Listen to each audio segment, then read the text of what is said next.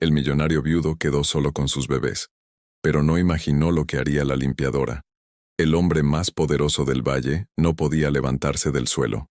Elías Montenegro, fundador del mayor consorcio agroindustrial de la región, estaba sentado contra el muro del jardín trasero de su propia casa, con la espalda apoyada en el ladrillo frío y los ojos perdidos en la tierra húmeda frente a él. No estaba borracho, no estaba herido, estaba paralizado.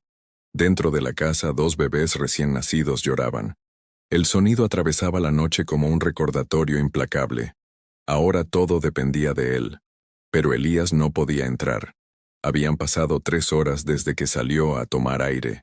3 horas mirando la puerta trasera como si cruzarla fuera más difícil que firmar un contrato millonario. 3 horas repitiendo en su mente la misma frase. No estoy listo. Camila llevaba apenas 2 semanas muerta. 2 semanas desde el accidente. 2 semanas desde que la casa dejó de ser hogar y se convirtió en eco. Los gemelos, Mateo y Daniel, habían nacido hacía apenas un mes. Prematuros, frágiles, perfectos. Y ahora, huérfanos de madre. El llanto se hizo más fuerte. Elías cerró los ojos con fuerza. Tenía miedo de entrar y no saber calmarlos. Miedo de equivocarse con la fórmula. Miedo de quedarse dormido y no escucharlos. Miedo de confirmar que el duelo no le daba tregua. La puerta se abrió. Aurora, la señora de la limpieza contratada apenas días antes del accidente, salió al jardín con una linterna en la mano. Se detuvo al verlo. No dijo, «Señor». No dijo, «¿Qué hace aquí?». Solo dijo, «Los niños llevan llorando demasiado tiempo». Elías intentó levantarse. Las piernas no respondieron. Aurora no esperó permiso. Entró a la casa. Subió las escaleras. Los gemelos estaban enrojecidos por el llanto. Uno de ellos sudaba ligeramente. El biberón preparado sobre la mesa tenía una consistencia extraña. Aurora lo tomó. Demasiado concentrado. Demasiado espeso. El bebé más pequeño tenía la frente tibia. No era grave aún, pero era el tipo de error que puede convertirse en emergencia silenciosa. Aurora actuó rápido. Preparó nueva fórmula correctamente. Bajó la temperatura del cuarto. Tomó el termómetro. Aplicó compresas suaves. Lo sostuvo con firmeza tranquila. Cantó bajito. El llanto comenzó a disminuir. Cuando Elías finalmente logró entrar a la habitación, encontró a sus hijos en brazos de ella, respirando con calma. La escena lo golpeó más fuerte que cualquier acusación. No era solo que ella hubiera corregido un error. Era que él había estado afuera mientras ocurría. No sabía que estaba mal preparada. Susurró avergonzado. Aurora lo miró con una serenidad que no era superioridad. No puede quedarse afuera cuando ellos lo necesitan. La frase quedó suspendida. Y en ese instante nació algo que ninguno de los dos esperaba. No fue romance. Fue un vínculo forzado por la supervivencia. Porque esa noche Aurora no solo salvó a un bebé de una deshidratación incipiente, salvó a un padre de hundirse en silencio. Pero lo que Elías aún no sabía es que esa caída sería usada en su contra, y que alguien ya estaba observando. La mañana siguiente amaneció con un silencio extraño. No era paz, era agotamiento. Elías no había dormido más de 40 minutos seguidos. Se despertaba antes incluso de que los gemelos lloraran, sobresaltado, convencido de que algo estaba mal. Se levantaba corriendo, revisaba respiración, temperatura, mantas, y luego se quedaba mirándolos, incapaz de volver a acostarse. El Imperio Montenegro seguía funcionando. Los cultivos automatizados no se detienen por duelo. Los sistemas de exportación no preguntan si el dueño puede sostenerse en pie. Las reuniones virtuales continuaban. Los correos se acumulaban. Pero la casa, no. Biberones sin esterilizar correctamente. Pañales abiertos sobre la encimera. Camisas arrugadas en el suelo. Papeles financieros mezclados con recetas médicas. El orden que siempre había definido la vida de Elías estaba desapareciendo. 2 empleados renunciaron esa semana. Una asistente administrativa pidió traslado temporal. El rumor comenzó a circular en el pueblo. Elías no está bien. Aurora lo veía todo. No juzgaba, observaba. El tercer día después de aquella noche en el jardín, Encontró la fórmula nuevamente mal medida. No era descuido por irresponsabilidad, era agotamiento crónico. Esa tarde tomó una decisión. Sin pedir autorización, colocó un horario visible en la cocina, horas exactas de alimentación, sueño, medicamentos. Hizo una lista de compras específicas. Agendó cita con el pediatra. Investigó grupos de apoyo para padres en duelo.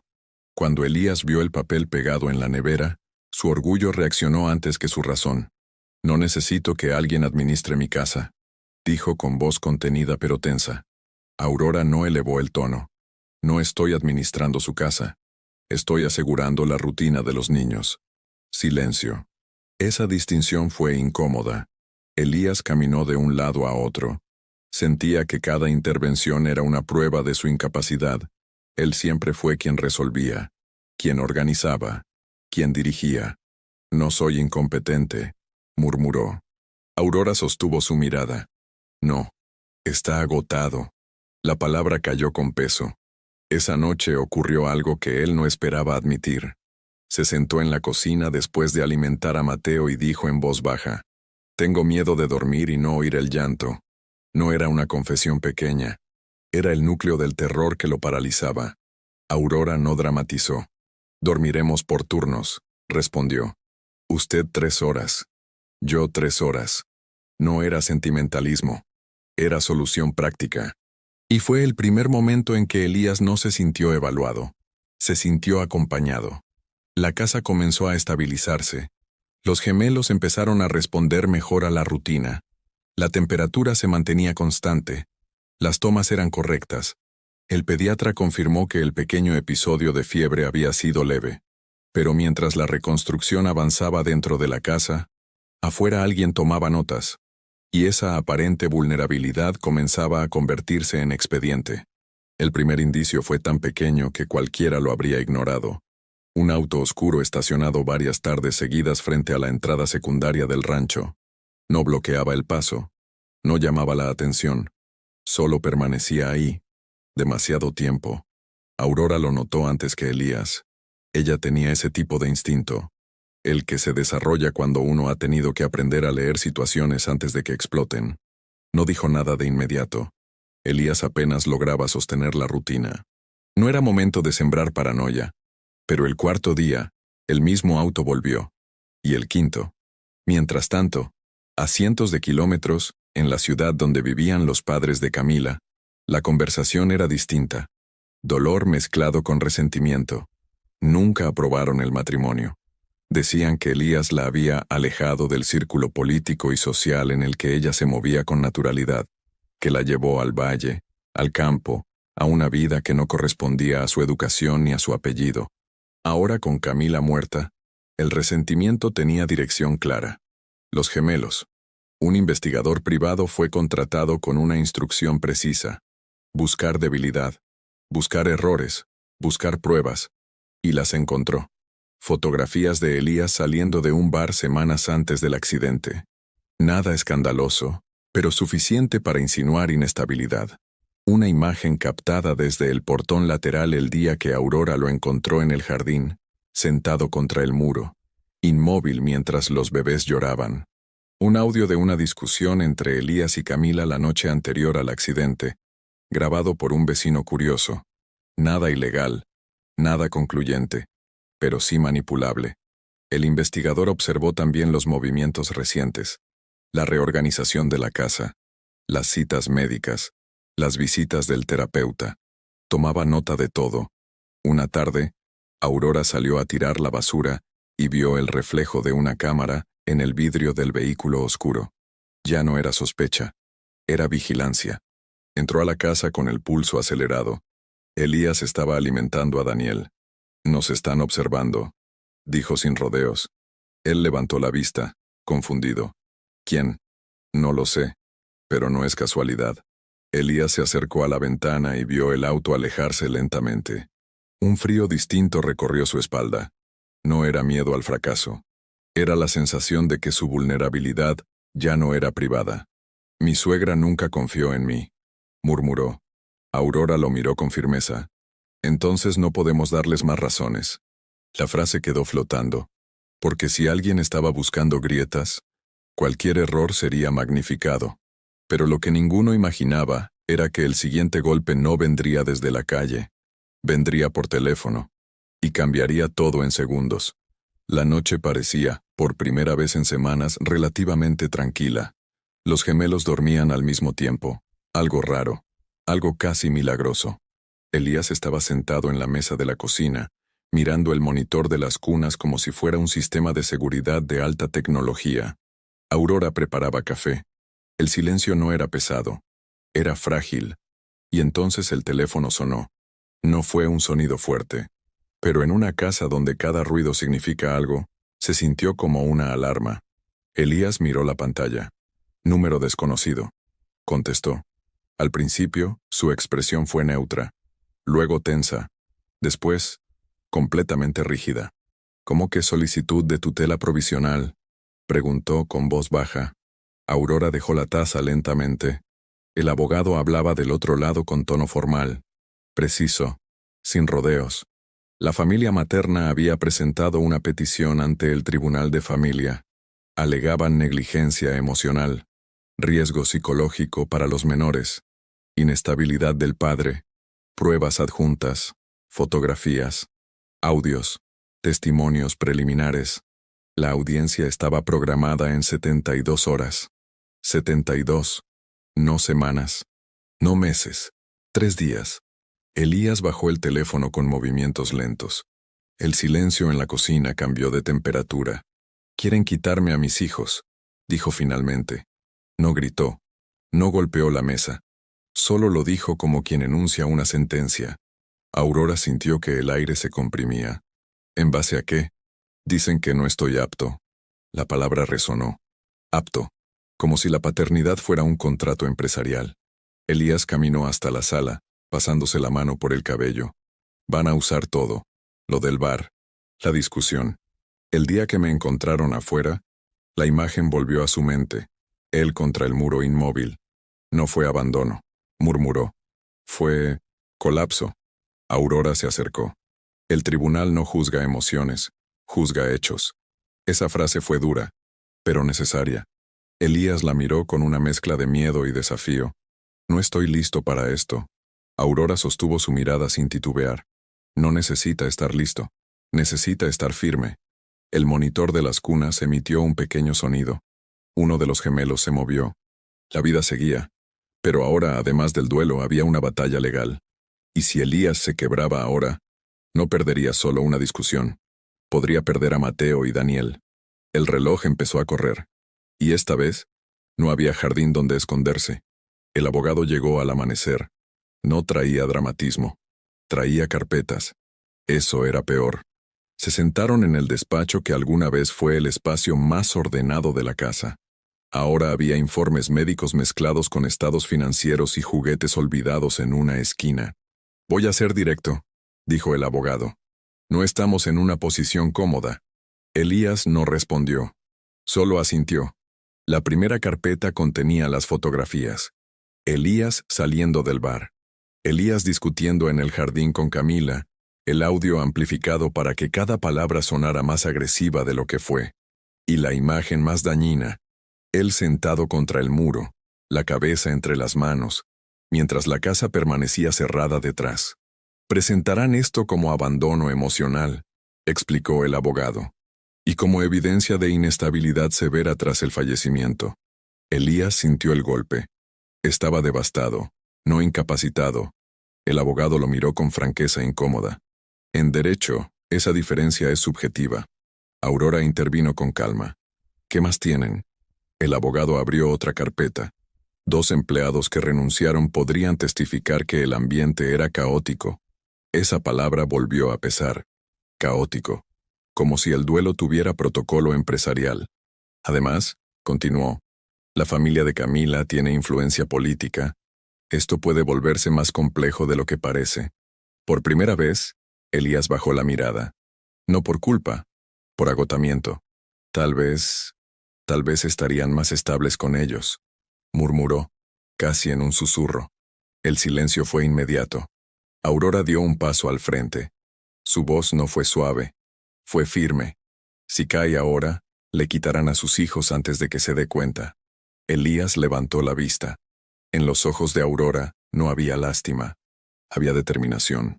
No están pidiendo tutela por amor, añadió. Están buscando control. El abogado los observó en silencio. Y añadió algo más. Existe otro elemento que podría explicar su urgencia. Elías frunció el ceño. ¿Cuál? El abogado cerró la carpeta lentamente. La herencia. La palabra quedó suspendida. Y con ella, la sospecha de que esta batalla no era solo emocional, era estratégica. El despacho volvió a quedar en silencio después de que el abogado pronunciara la palabra herencia. No fue una palabra cualquiera. Fue una llave. Elías miró a Aurora, luego al abogado, intentando entender qué conexión podía haber entre la custodia y el patrimonio que Camila dejó para sus hijos. Explíquese, dijo finalmente. El abogado abrió una tercera carpeta, más delgada, pero con documentos más delicados. Camila había creado un fideicomiso meses antes del nacimiento de los gemelos. No era un simple ahorro. Era un fondo estructurado, con inversiones agrícolas, participaciones en empresas tecnológicas y bienes inmobiliarios urbanos. Un patrimonio que, administrado correctamente, podía multiplicarse en décadas. El administrador legal del fideicomiso es el tutor con custodia, explicó el abogado. Mientras usted conserve la custodia, usted gestiona los activos en nombre de los menores. Elías comprendió el peso de esa frase. No era solo una batalla emocional, era financiera. Aurora frunció el ceño. ¿La familia de Camila atraviesa problemas económicos? El abogado asintió lentamente. Habían investigado. Inversiones fallidas en el extranjero. Propiedades hipotecadas para sostener campañas políticas locales. Créditos en riesgo de ejecución. La imagen pública de estabilidad no coincidía con la realidad contable. Si obtienen la tutela, continuó el abogado, podrían acceder a la administración del fideicomiso, y eso aliviaría su situación. Elías sintió algo distinto a la tristeza. Ira. Habían tomado su vulnerabilidad, su duelo, y lo estaban convirtiendo en herramienta. ¿Y si me declaran incapaz? Preguntó con voz controlada. El abogado respiró hondo. Existe una cláusula adicional. Si el padre es declarado legalmente incapaz, el juez puede designar un tutor externo independiente. No necesariamente los abuelos. Ese detalle lo cambiaba todo. Si la familia presionaba demasiado, podían terminar perdiendo cualquier posibilidad de control directo. Aurora entendió la dimensión estratégica al instante. Entonces están arriesgándolo todo. Exactamente, respondió el abogado. Y eso significa que están desesperados. Elías se levantó lentamente de la silla. Ya no se sentía únicamente acusado. Se sentía atacado. Y eso generaba una energía distinta. No permitiré que usen a mis hijos para equilibrar sus cuentas, dijo con firmeza. Pero el abogado levantó la mano. Cuidado. En el tribunal no gana quien está más indignado. Gana quien está más preparado. El silencio volvió. La batalla ya no era solo defender su amor. Era demostrar estabilidad financiera, emocional y estructural. Aurora apoyó las manos sobre la mesa. Entonces empezamos ahora. No había dramatismo en su voz. Había estrategia. El reloj seguía corriendo. Y por primera vez desde que comenzó todo, Elías dejó de sentirse solo en la guerra. Pero la preparación no sería simple, porque para ganar la custodia, primero tendría que enfrentar su propio miedo. No era solo un asunto familiar. Era el empresario más importante del valle enfrentando una posible pérdida de custodia. La prensa local estaba presente. Miradas curiosas, murmullos controlados. Aurora se sentó detrás de él, no como empleada, sino como apoyo silencioso. La familia de Camila ocupaba la primera fila. Su suegra vestía de negro impecable. Su rostro era una mezcla calculada de dolor y firmeza. El abogado contrario comenzó sin rodeos. Las fotografías fueron proyectadas en una pantalla. Elías saliendo del bar. Elías con expresión alterada durante la discusión captada por el vecino. Y finalmente, la imagen más dañina. Él, sentado contra el muro, la cabeza inclinada, mientras la casa permanecía cerrada detrás. Un murmullo recorrió la sala. ¿Reconoce usted que se encontraba emocionalmente inestable tras el fallecimiento de su esposa? Preguntó el abogado. Elías no esquivó la pregunta. Sí. La respuesta sorprendió. No hubo negación. ¿Reconoce que dejó a sus hijos solos mientras usted permanecía en el jardín durante horas? La tensión aumentó. Estaban dentro de la casa, en sus cunas. Yo estaba a pocos metros. ¿Eso no constituye negligencia emocional? El juez observaba sin intervenir. Elías respiró profundamente. Constituye duelo. El abogado elevó el tono. ¿Y considera que un padre en duelo profundo puede garantizar estabilidad psicológica a dos recién nacidos? La pregunta era estratégica. Buscaba duda. Elías miró directamente al juez. Estaba devastado, pero pedí ayuda. La frase no fue impulsiva. Fue consciente. La señora Aurora asumió apoyo esa noche. El pediatra intervino. Yo inicié terapia voluntariamente. No huí. No abandoné. Enfrenté mi colapso. El silencio fue pesado. El abogado intentó cambiar el enfoque. ¿Consumió alcohol semanas antes del fallecimiento de su esposa? Sí. En una reunión empresarial. No estaba ebrio. No afectó mi cuidado posterior. ¿Discutió con su esposa la noche previa al accidente? Sí. El murmullo volvió. Elías no retrocedió. Y esa discusión no causó su muerte. Un conductor cruzó un semáforo en rojo. La sala quedó en silencio absoluto. Aurora fue llamada a declarar. Su voz no tembló. Relató el episodio de la fórmula mal preparada, el agotamiento, el colapso emocional, pero también describió la transformación, las noches vigiladas, la disciplina, la constancia. ¿Encontró usted al señor Montenegro en estado de quiebre emocional? Preguntó el abogado contrario. Sí. ¿Considera que ese estado es compatible con una paternidad estable? Aurora sostuvo la mirada. Considero que reconocer el quiebre y buscar ayuda es el acto más responsable que puede hacer un padre. La frase cambió el aire. El juez tomó nota prolongada.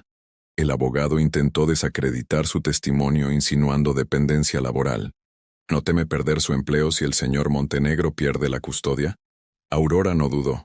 Temería más que dos niños pierdan a un padre que está luchando por ellos. El tribunal quedó en silencio.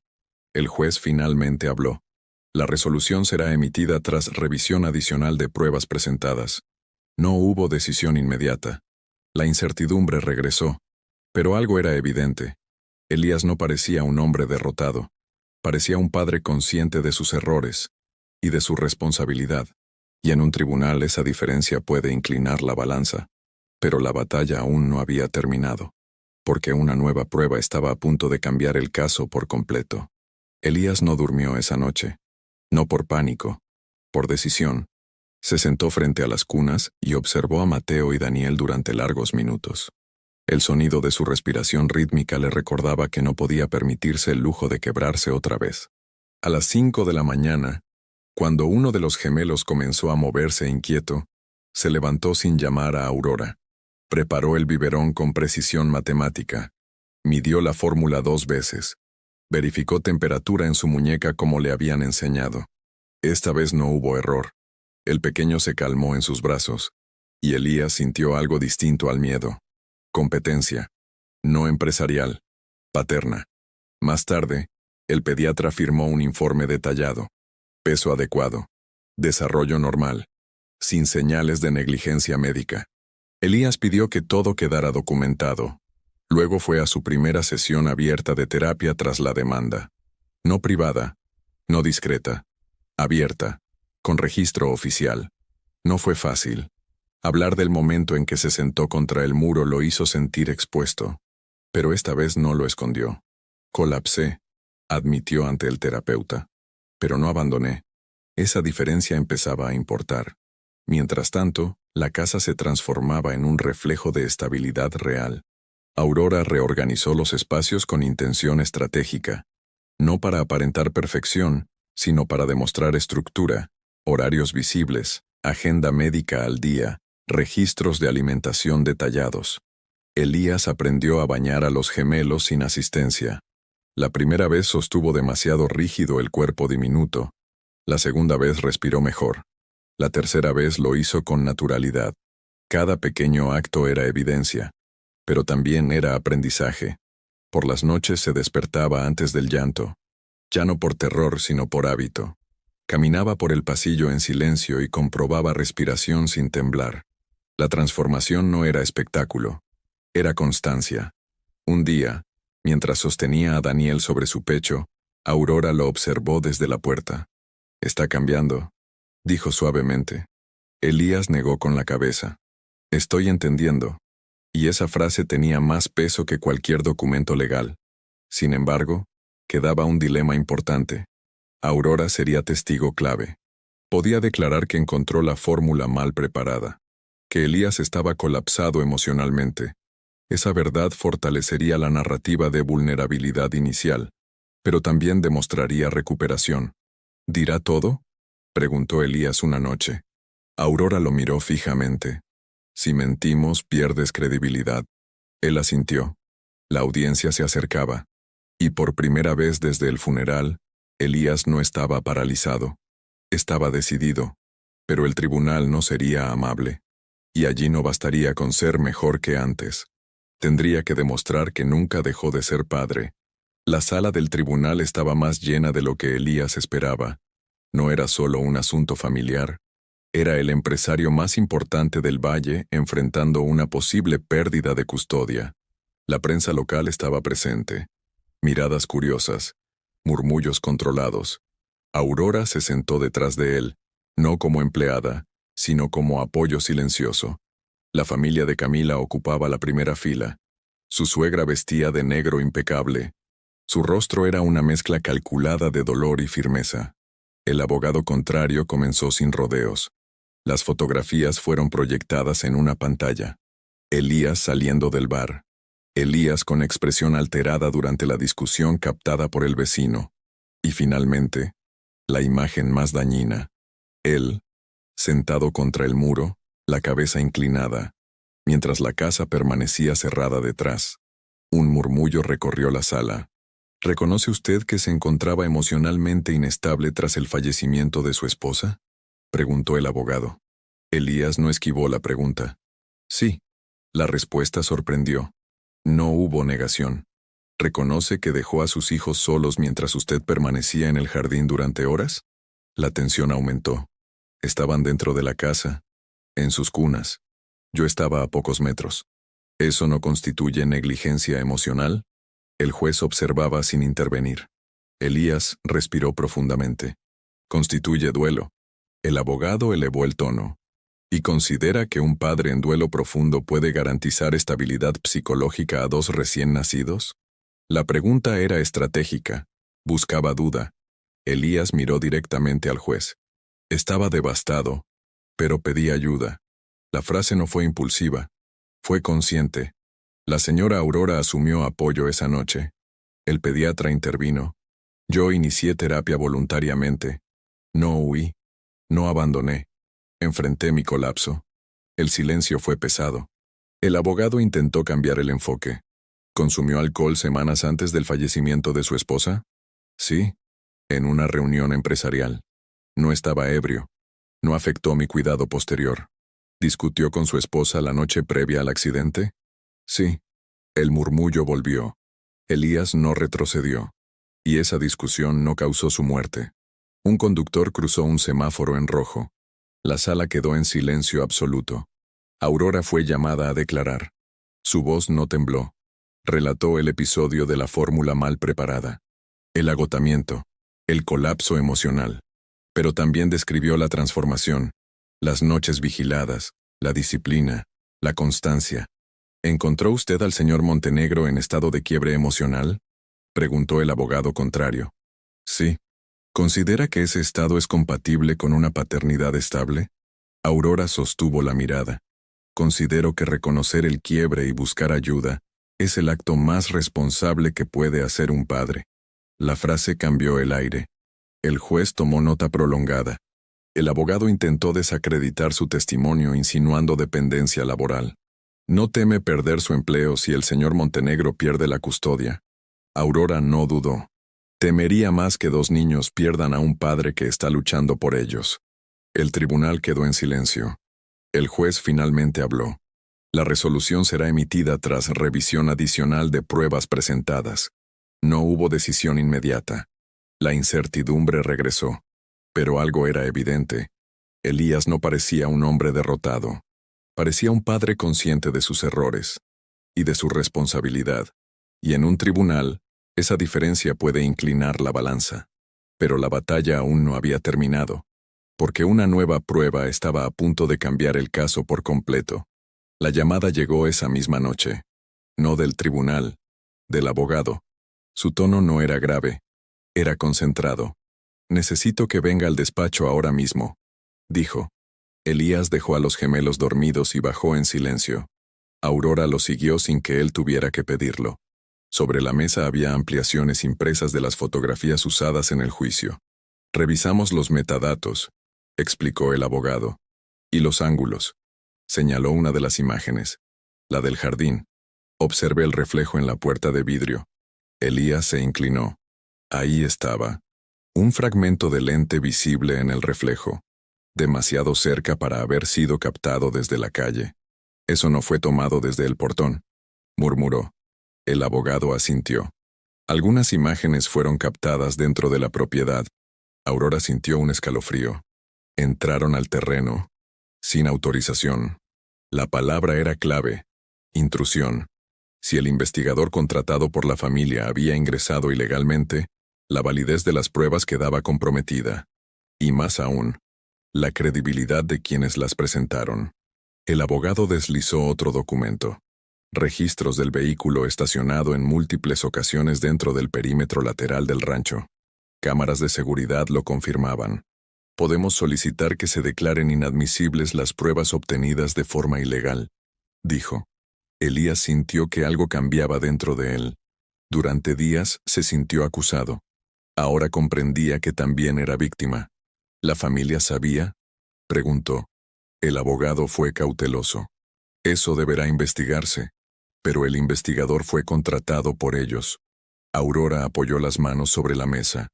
«Si esto sale a la luz, el juez cuestionará sus motivaciones». Exactamente. La narrativa podía girar. Ya no sería solo un padre vulnerable defendiendo su custodia. Sería una familia poderosa, utilizando métodos dudosos para obtener control. Elías respiró profundamente. No sentía euforia. Sentía claridad. «Proceda», dijo con firmeza. «No permitiré que conviertan mi duelo en estrategia ilegal». El abogado asintió. La contraacción se presentó esa misma noche. Solicitud de revisión de pruebas. Investigación por invasión de propiedad. Posible sanción al investigador. La batalla ya no era unilateral. Y cuando alguien pierde el terreno moral en un tribunal de familia, la percepción cambia rápido. Al día siguiente, la familia materna recibió notificación. Su postura pública empezó a tensarse. La presión mediática cambió de dirección. Ya no era solo empresario inestable. Ahora era familia poderosa bajo investigación. Elías sostuvo a Mateo esa noche en el mismo jardín donde todo comenzó. Ya no se sentía acorralado. Se sentía en pie. Pero aún faltaba lo más importante: la decisión final del juez. Y esa podía definirlo todo. La sala volvió a llenarse 2 días después. Esta vez el ambiente era distinto. Ya no había murmullos seguros del lado contrario. La notificación sobre la posible obtención ilegal de pruebas había alterado la seguridad de la familia materna. El juez entró sin expresión. Revisó documentos. Consultó notas. El silencio era absoluto. «Este tribunal ha revisado la legalidad de las pruebas presentadas por la parte demandante», comenzó. El abogado de la familia materna evitó levantar la mirada. «Se ha constatado que parte del material fotográfico fue obtenido mediante ingreso no autorizado a propiedad privada». Un murmullo se expandió. «Dichas pruebas quedan excluidas del expediente». El aire cambió. Pero el juez continuó. «Sin embargo, el tribunal no puede ignorar el periodo inicial de inestabilidad emocional documentado tras el fallecimiento de la madre». Elías sostuvo la mirada. No huyó. Por tanto, la custodia provisional se mantiene en manos del padre. El alivio fue inmediato, pero no total. Se establece supervisión judicial temporal durante 6 meses. informes psicológicos mensuales, seguimiento pediátrico certificado, evaluación domiciliaria periódica. La sala volvió a tensarse. No era derrota, pero tampoco victoria absoluta. Era vigilancia. Elías asintió. No discutió. No cuestionó. Había aprendido algo esencial. Ganar una batalla no siempre significa ausencia de condiciones. Fuera del tribunal, Aurora lo observó en silencio. No es perfecto, dijo ella. No necesito perfecto, respondió él. Necesito tiempo. Y tiempo fue lo que obtuvo. Esa tarde regresaron al rancho. El jardín estaba tranquilo. El mismo muro seguía allí. Elías se detuvo frente a él unos segundos. No para sentarse, para recordar. Mateo comenzó a llorar suavemente en sus brazos. Esta vez no hubo paralización, solo acción. Lo sostuvo con firmeza. Aurora lo miró desde unos pasos atrás. Ya no era solo la mujer que corrigió una fórmula mal preparada. Era parte del sistema que mantenía todo en equilibrio. Pero la supervisión judicial no sería sencilla. Habrá visitas, habrá evaluaciones, habrá presión constante. Y en medio de ese proceso, las emociones no resueltas comenzarán a salir a la superficie. Porque ganar tiempo no significa sanar completamente. Y la verdadera prueba apenas está comenzando. La primera visita llegó sin aviso previo. Una trabajadora social se presentó en la puerta un martes por la mañana, carpeta en mano y expresión profesionalmente neutra. No era hostil, pero tampoco era cercana. Elías la dejó pasar con firmeza contenida. Aurora ya había anticipado ese momento. La casa estaba organizada, no impecable de exhibición, sino funcional. Registros visibles, horarios cumplidos, ambiente cálido. La trabajadora social recorrió cada habitación, observó las cunas, revisó medicamentos, anotó temperatura del ambiente. No buscaba escándalo, buscaba consistencia. ¿Cómo ha manejado el duelo, señor Montenegro?, preguntó finalmente. Elías no respondió como empresario, respondió como padre. Con ayuda. No maquilló la verdad. Habló de terapia, de noches difíciles, de miedo superado a través de estructura. Aurora observaba desde la cocina, consciente de que también sería evaluada indirectamente. ¿Cuál es su función aquí?, preguntó la funcionaria. Apoyo doméstico y cuidado compartido bajo supervisión del padre, respondió Aurora con claridad. Nada de ambigüedad, nada de sustitución. El informe preliminar fue neutro, no negativo, pero tampoco entusiasta. Las visitas comenzaron a repetirse cada 2 semanas. Cada inspección traía una tensión silenciosa. Elías empezó a sentirse observado incluso cuando nadie estaba presente. Revisaba 3 veces el biberón, 4 veces la temperatura, 5 veces las mantas. Una noche, después de que la trabajadora social se marchara, explotó. No con gritos, con cansancio. «Nunca será suficiente», murmuró. Aurora lo miró con calma. No lo están evaluando para castigarlo. Lo están evaluando para asegurarse. ¿Y cuánto tiempo dura eso?, preguntó agotado. Hasta que deje de demostrarlo por ellos, y lo haga por usted mismo. La frase quedó suspendida, porque la presión externa comenzaba a transformarse en presión interna. Elías no solo quería cumplir, quería demostrar. Y ese deseo podía volverse peligroso. Una noche, después de una evaluación particularmente exhaustiva, se quedó despierto mirando los registros médicos. Aurora lo encontró en la cocina a las 2 de la mañana. «Está sobrecorrigiendo», dijo suavemente. Él la miró con ojos cansados. «No puedo darles ni una razón». Ella se sentó frente a él. «No se trata de perfección. Se trata de estabilidad». Elías respiró hondo. Había aprendido a levantarse del muro. Ahora debía aprender algo más difícil. No vivir con miedo constante. Pero la presión no vendría solo de la supervisión. Vendría también del exterior, porque la familia de Camila no había abandonado completamente. Y el siguiente movimiento no sería legal. Sería mediático. El primer artículo apareció un jueves por la mañana. Empresario bajo supervisión judicial, tras crisis emocional. El titular era cuidadoso, pero insinuante. No mencionaba directamente negligencia, pero tampoco hablaba de recuperación. Elías lo vio en su teléfono antes de terminar el café. Aurora lo notó en su expresión. «Ya empezó», dijo ella en voz baja. En menos de 24 horas, otros medios replicaron la noticia. Programas locales debatían sobre paternidad bajo presión y liderazgo empresarial en crisis. Las imágenes del juicio reaparecieron.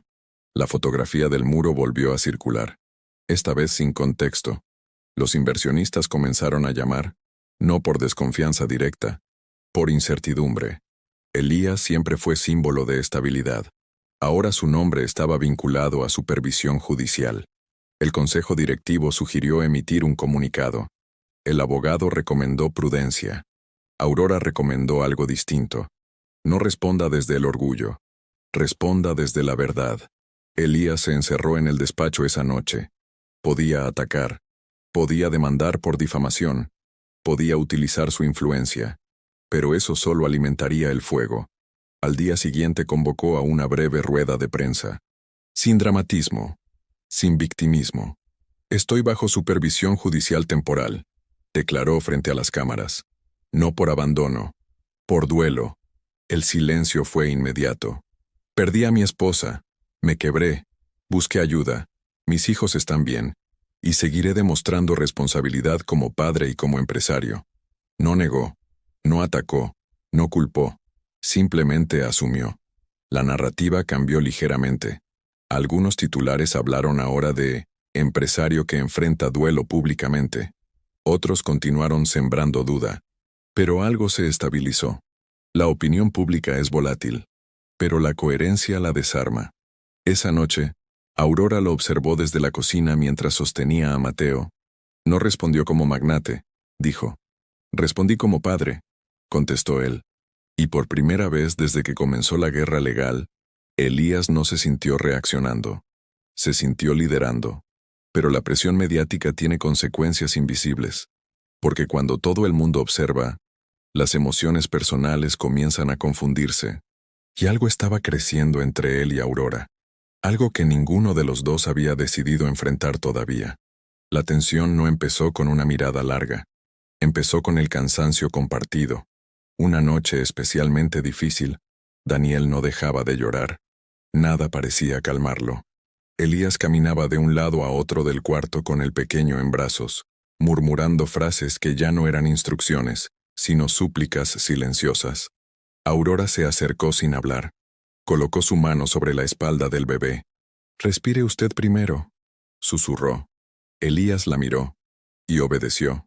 El niño se calmó minutos después, pero algo quedó suspendido entre ellos. No era gratitud profesional, era conexión. En las semanas siguientes comenzaron a coordinarse con una precisión casi intuitiva. Un gesto bastaba. Una mirada bastaba. No necesitaban instrucciones largas. La supervisión judicial continuaba. La presión mediática había disminuido. Pero dentro de la casa, el equilibrio se estaba transformando. Una tarde, mientras organizaban documentos en el despacho, sus manos se rozaron sobre la misma carpeta. Fue un contacto mínimo, pero ninguno retiró la mano de inmediato. El silencio se volvió distinto. Aurora fue la primera en apartarse. «No podemos complicar esto», dijo con voz firme. Elías comprendió antes de que ella explicara. La relación profesional era parte de la estabilidad que el tribunal observaba. Cualquier ambigüedad podría usarse en su contra. Pero no era solo eso. «Camila», murmuró él. El nombre cambió el aire. No era culpa. Era memoria. Aurora asintió. «Usted aún está sanando». No había reproche en su voz.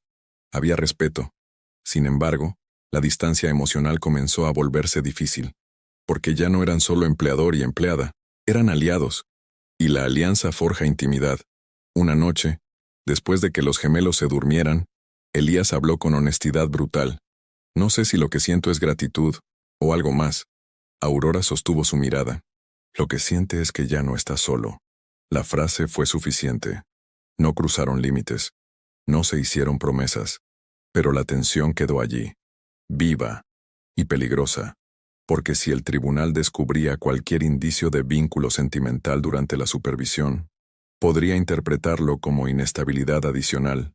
Y justo cuando parecía que todo estaba controlado, llegó una notificación inesperada, una revisión extraordinaria solicitada por la parte demandante. La guerra no había terminado, solo había cambiado de frente. La notificación llegó un viernes por la tarde. Solicitud de revisión extraordinaria por posible conflicto de intereses y dependencia emocional inapropiada dentro del entorno domiciliario. No mencionaba directamente a Aurora, pero era evidente. La familia de Camila estaba insinuando que la relación entre Elías y ella podía comprometer el equilibrio de los menores. El abogado fue claro. Es un intento de desestabilización. Si prueban que existe una relación sentimental activa durante supervisión, podrían alegar ambiente emocional inestable. Elías sintió la mezcla exacta de rabia y frustración. No hemos hecho nada indebido. No importa lo que hayan hecho, respondió el abogado. Importa lo que puedan insinuar. Aurora escuchó todo en silencio. Y esa noche tomó una decisión difícil. Debo irme temporalmente, dijo con serenidad dolorosa. Elías la miró como si la frase fuera una sentencia. Eso es lo que quieren. Precisamente, respondió ella. No pueden usarme si no estoy aquí. El silencio fue pesado. No soy una debilidad, añadió Aurora con firmeza. Pero ahora soy una variable. Las palabras dolieron porque eran ciertas. Si ella se quedaba, alimentaba sospechas. Si se iba, protegía el caso. Es temporal, dijo ella sosteniendo su mirada. Hasta que termine la supervisión. Elías no discutió. No porque quisiera que se fuera, sino porque entendía el sacrificio. A la mañana siguiente Aurora preparó todo con normalidad. Alimentó a los gemelos. Dejó organizados los horarios. Revisó los registros médicos. Nada dramático. Nada teatral. Cuando tomó su bolso, Daniel comenzó a llorar suavemente. Ella lo sostuvo por última vez antes de salir. «Eres fuerte», susurró. Elías la acompañó hasta la puerta. «Gracias», dijo. No por el trabajo, por la lealtad. Cuando la puerta se cerró, la casa se sintió más grande, más silenciosa. Elías volvió a quedarse solo con los gemelos. Pero esta vez no estaba paralizado. Estaba firme. La revisión extraordinaria se llevó a cabo días después. No encontraron irregularidades. No había pruebas de conducta inapropiada. Solo insinuaciones. El juez tomó nota. Y dejó claro algo importante. La supervisión continuará hasta el plazo establecido. No se extenderá por especulación. El intento final no logró su objetivo, pero dejó una herida emocional, porque proteger la estabilidad había costado distancia. Y ahora quedaba el momento decisivo, el cierre definitivo de la supervisión, y la elección de lo que vendría después. El último mes de supervisión fue el más silencioso, no porque no hubiera tensión, sino porque ya no había caos. Había rutina, había estructura, había una calma que no existía cuando todo comenzó. Elías despertaba antes del amanecer sin sobresalto. Ya no corría por el pasillo con el corazón desbocado. Caminaba firme. Revisaba a Mateo y Daniel con una seguridad que meses atrás habría parecido imposible. Había aprendido algo que ningún manual empresarial enseñaba. La paciencia. No la paciencia estratégica, la paciencia cotidiana. La de sostener un biberón mientras el bebé se duerme a mitad de toma. La de repetir la misma canción 5 veces porque funciona. La de aceptar que algunos días el llanto no tiene explicación. La trabajadora social realizó la última evaluación domiciliaria, un miércoles por la mañana. Observó interacciones, anotó rutinas, preguntó sobre terapia. Elías respondió con claridad, sin dramatizar, sin defenderse en exceso. No estaba actuando, estaba viviendo. Cuando la funcionaria se marchó, la casa quedó en un silencio distinto. No era espera ansiosa, era cierre. 3 días después, llegó la notificación final del tribunal. Elías la abrió en el despacho donde todo había comenzado a desmoronarse meses atrás. La supervisión judicial queda concluida. Custodia plena y sin condiciones para el señor Elías Montenegro. No hubo grito, no hubo celebración inmediata. Hubo una respiración profunda, lenta, consciente. Elías bajó el documento y se quedó quieto durante varios segundos. No pensó en la familia de Camila. No pensó en la prensa. Pensó en el muro del jardín, en la noche en que no pudo levantarse, en el miedo que lo paralizó, y en la mujer que salió con una linterna y le dijo que no podía quedarse afuera. Aurora había regresado discretamente una semana antes, cuando el riesgo legal disminuyó.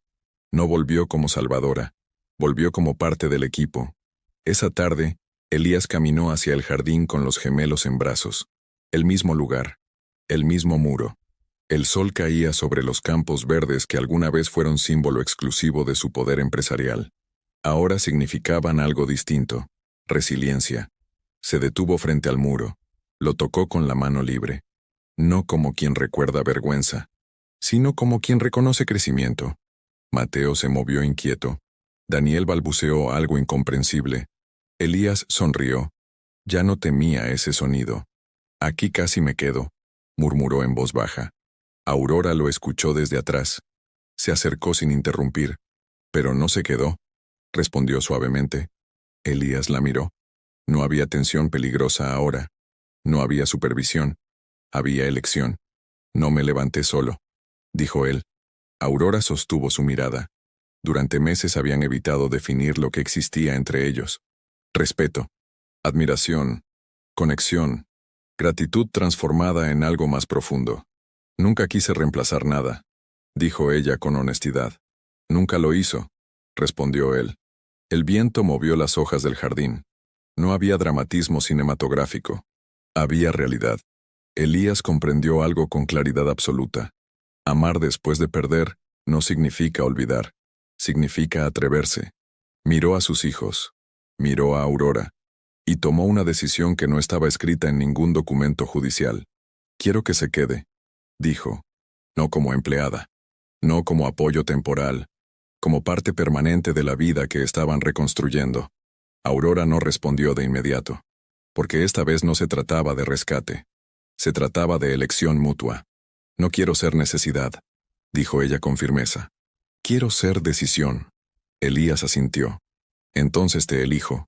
No hubo promesas exageradas. No hubo juramentos impulsivos. Hubo verdad. Meses después, la casa ya no era un escenario de supervisión. Era hogar. Los gemelos comenzaron a dar sus primeros pasos inseguros en el mismo jardín que una vez fue testigo de caída. Elías estaba allí, no vigilando con miedo, acompañando con confianza. Había aprendido que la fortaleza no es ausencia de quiebre, es reconstrucción consciente. Una tarde, mientras observaba a Mateo intentar caminar hacia Aurora, comprendió el último aprendizaje que el duelo le dejó. No puedes controlar la tragedia, pero sí puedes decidir cómo te levantas después de ella.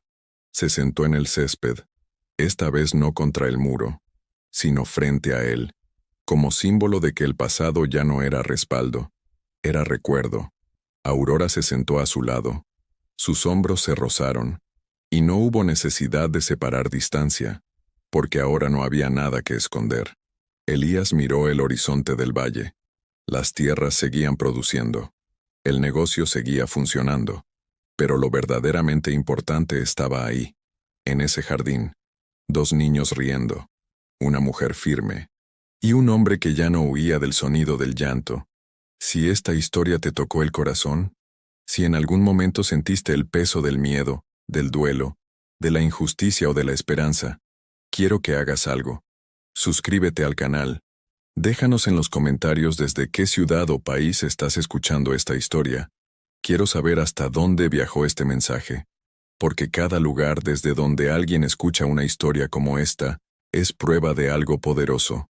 Nadie atraviesa el dolor completamente solo. Y si tú también estás pasando por un momento en el que sientes que no puedes levantarte del muro, recuerda esto. No se trata de no caer, se trata de levantarte, aunque tiemblen las piernas, aunque duela, aunque te estén mirando. El amor no es perfecto, pero cuando es verdadero, siempre encuentra la manera de mantenerse en pie. Si esta historia te tocó el corazón, si en algún momento sentiste un nudo en la garganta, si recordaste a alguien que perdiste, o si tú mismo estás atravesando una batalla silenciosa, no te vayas sin dejar una señal. Escríbeme en los comentarios.